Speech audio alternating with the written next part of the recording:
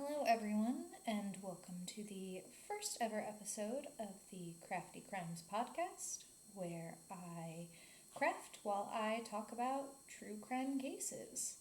Today, I am working on a simple headband, making a thin 20-inch strip using the back loop only method, and then I will be joining the two ends together. And while I do this, we are going to be talking about the sad, sad life of Carl Panzram, one of the evilest men in America. Now, if you've never heard of Carl Panzram, then you're not alone. He was an unwilling author, a pirate, a soldier, a serial murderer and arsonist, a thief, and a sodomite. By the time Panzram was put to death in 1930, he had admitted to 20 murders, at least 1,000 sodomies, and countless burglaries and arsons. His life was marked by gross abuse at every turn by just about everyone that he came across in his 39 years of life. And as grim and morbid and cruel as his story is, it's also sad. So, get out your crafting supplies and learn why with me. Carl Panzram was born Charles Panzram on June 2nd, 1891, to German immigrants Johann and Matilda. He was the youngest of 8 children and was raised on a farm in Grand Rapids, Michigan. Now, Johann and Matilda were both previously married and both had children from their previous marriage. And of the 8 children between the two of them, the last 3 they had together. The abuse seemed to start really early in the Panzram family and basically instantly for Carl. From the time that the kids could walk and reasonably carry something, they were expected to help out on the farm. And it was during this time frame when Carl was real little and growing up that states were beginning to crack down on truancy and really establish laws and guidelines about when children should be in school, for how long, and consequences for failure to meet those. And unfortunately for the Panzram children, this meant that they were going to school 8 hours a day, coming home and working on the farm until the wee hours of the morning, sometimes averaging 3 hours of sleep or less a night. However, by the time Carl was 7 or 8 years old, his father, Johann, decided he didn't want to be a part of the family anymore. And he left Matilda to run the farm and care for the 8 children by herself. Before Carl would fully enter his adolescence, all of his brothers would either leave the farm of their own accord or drown in freak accidents on the farm.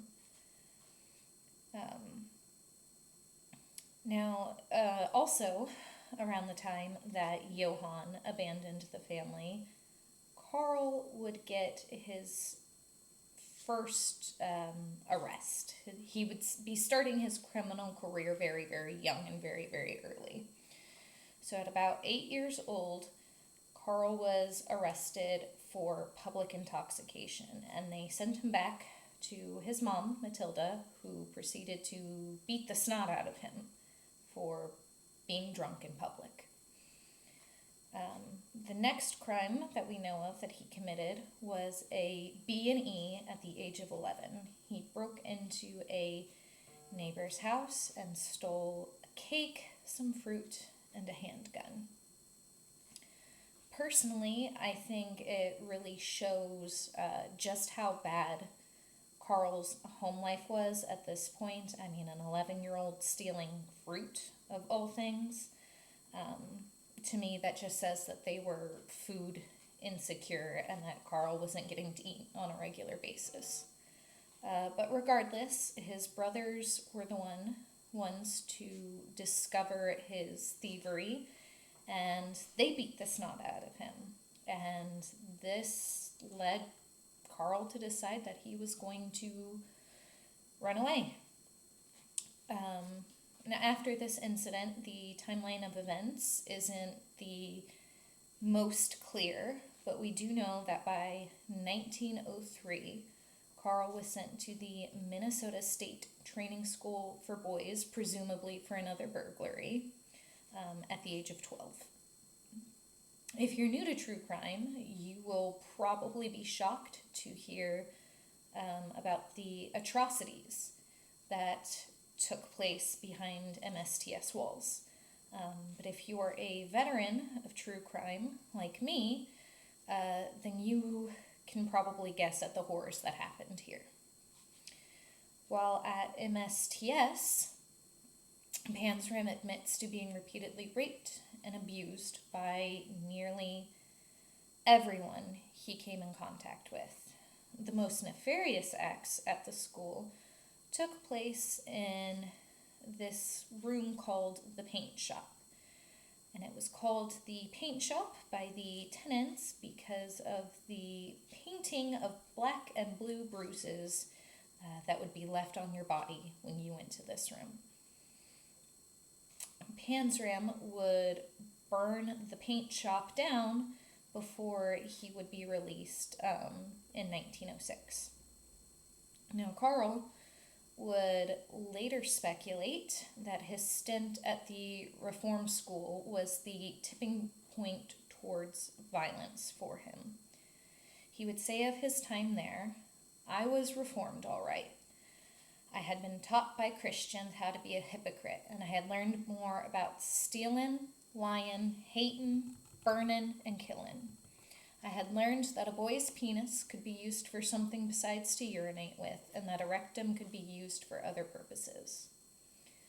A Minnesota newspaper, The Pioneer, would later release an article in 1911 with allegations of abuse made by other previous tenants of the school, and proposed that state legislation be passed to prevent further mistreatment of MSTS residents.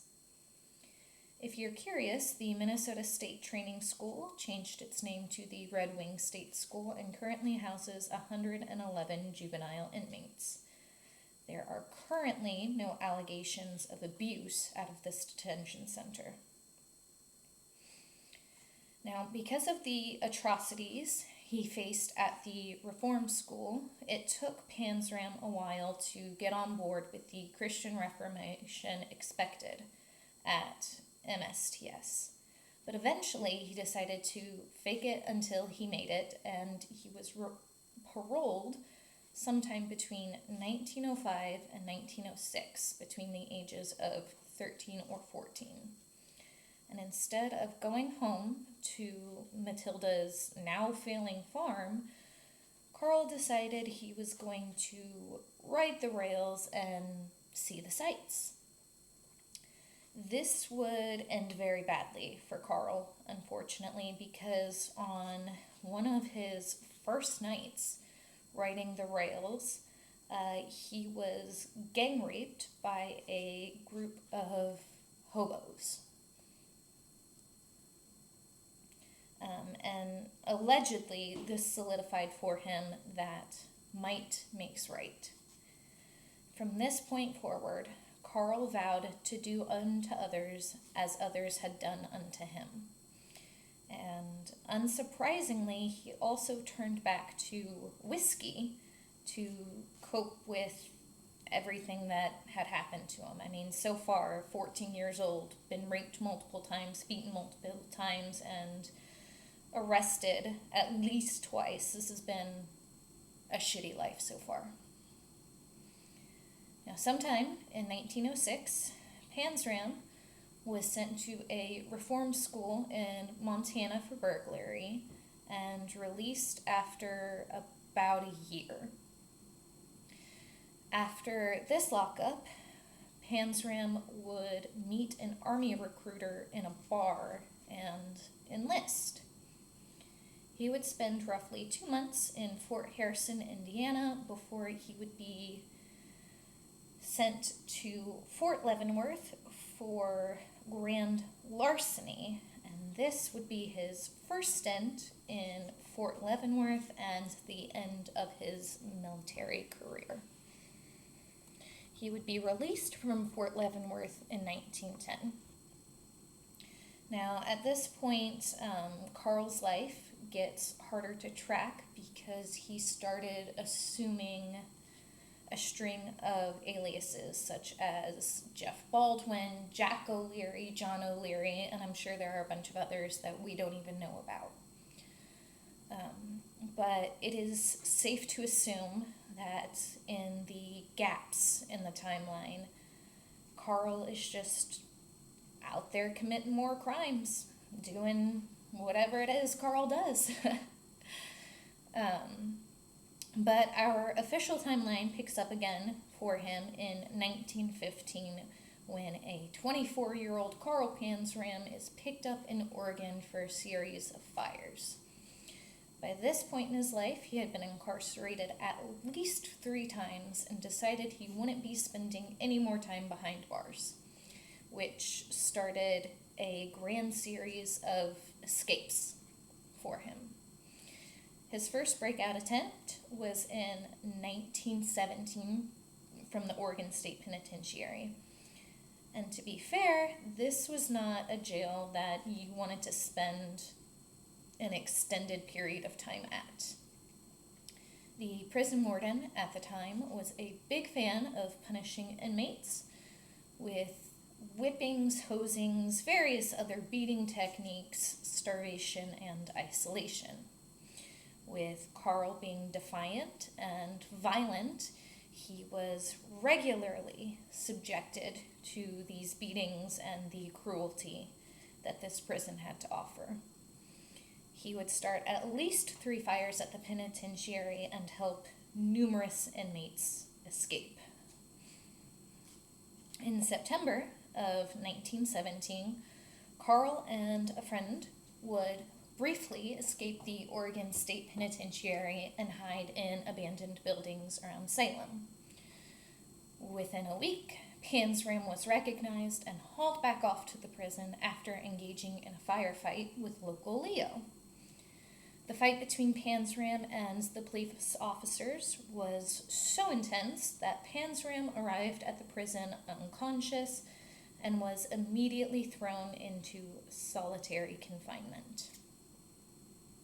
However, just a few months later, in May 1918, Panzram would manage to saw through the bars on his window and jump to freedom.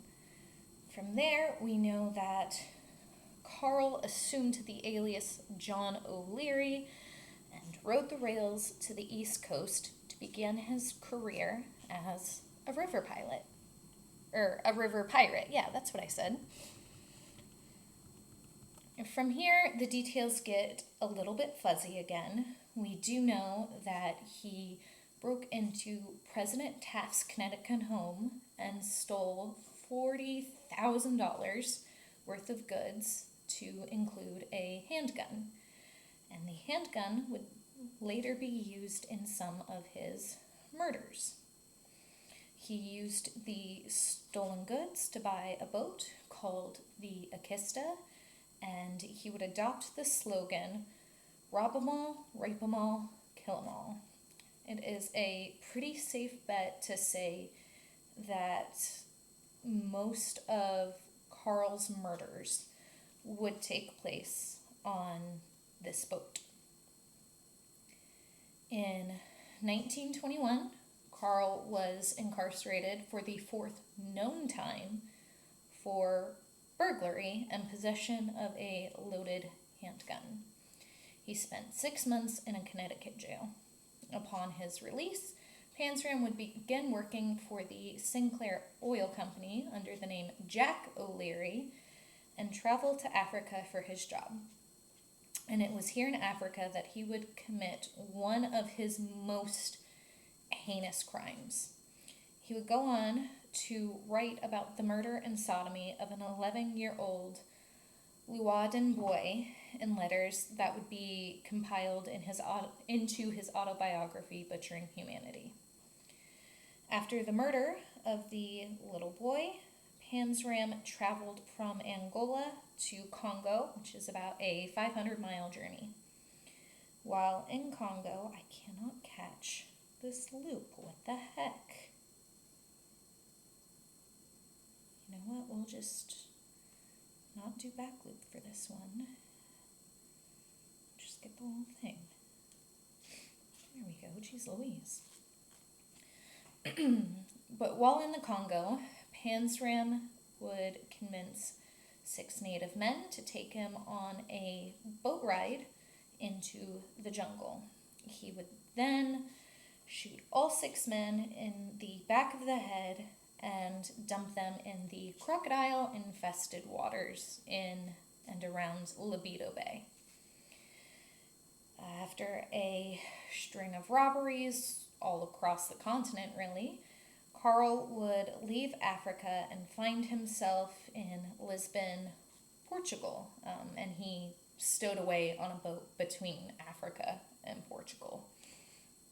And by the summer of 1922, Panzram would be back on the East Coast in the U.S. and looking for a new boat. Panzram's killing and sodomy spree only ramped up from here. His time in Africa was really the start of a downhill descent towards a crime spree that would ultimately end in the death penalty for Carl. In July 1922, Carl would brutalize another 11-year-old boy named George McMahon. Panzram left little George's body in an abandoned wooden area and fled.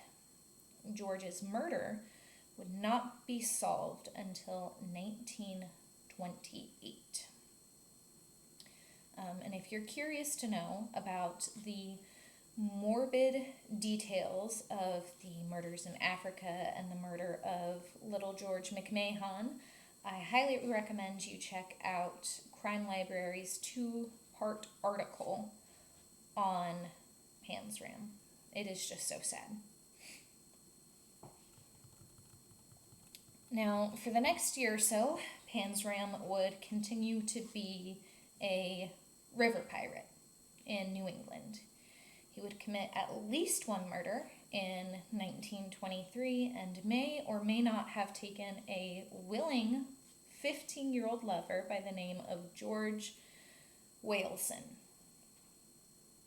That summer of 1923, Carl would be picked up by Yonkers police and held in a city jail for murder.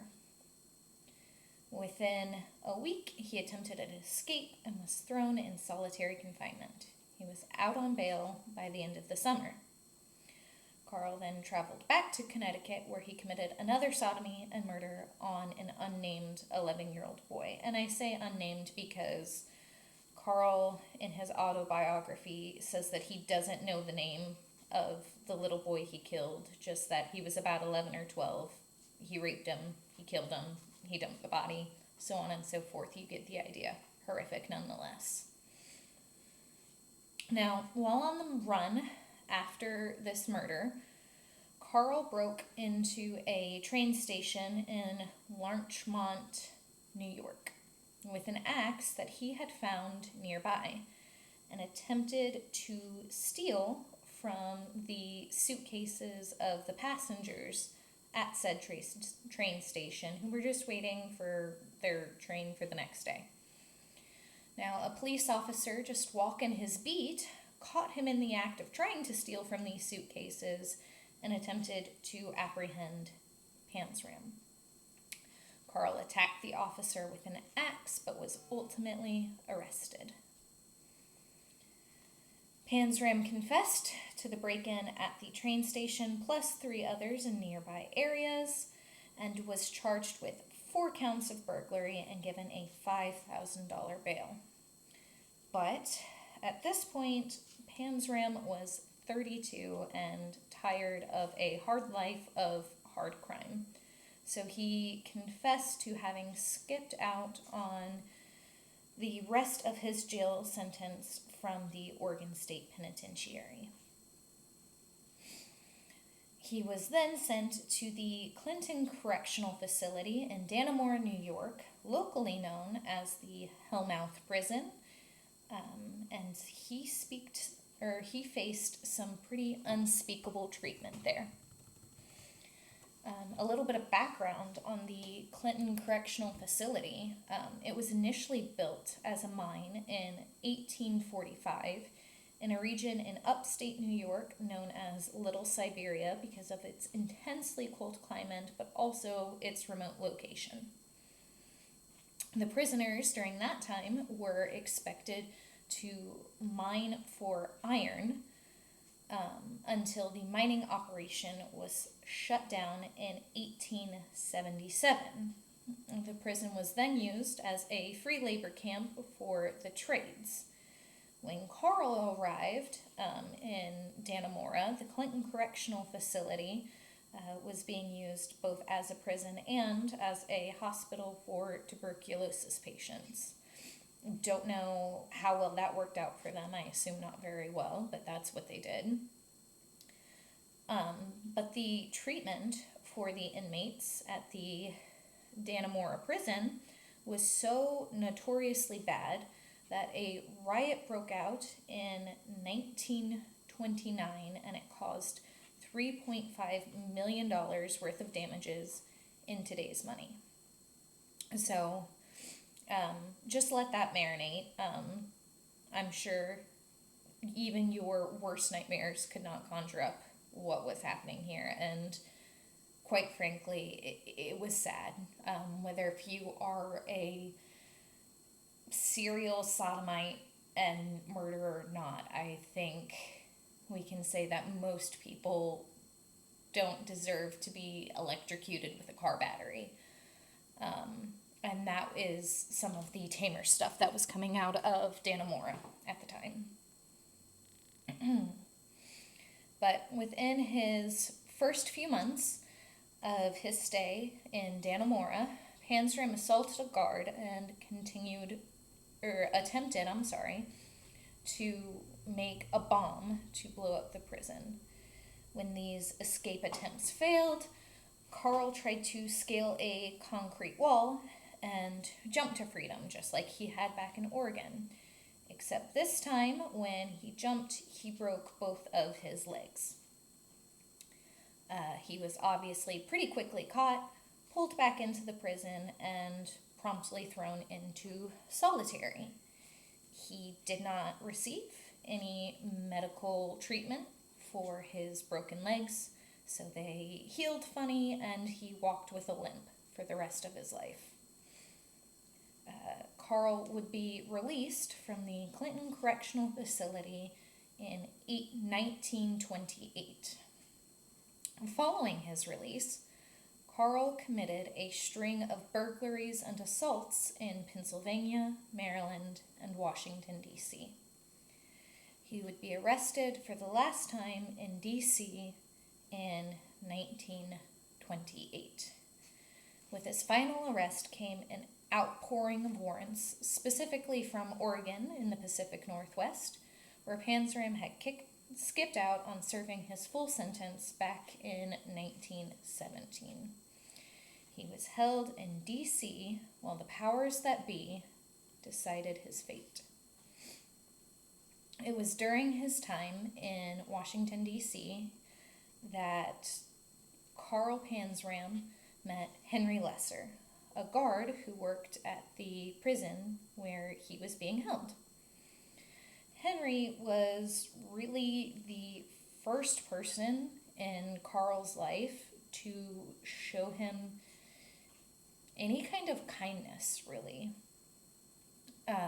Henry would give Carl money for the commissary, would give him cigarettes, talk with him, and would later encourage him to tell his story. And Henry Lesser did that by sneaking him pencils and paper into his cell and then picking up what Carl had written at the end of his shift and taking it home. Henry Lesser, his wife, and others would later sift through everything that Carl had written and publish the autobiography Butchering Humanity on Carl's behalf.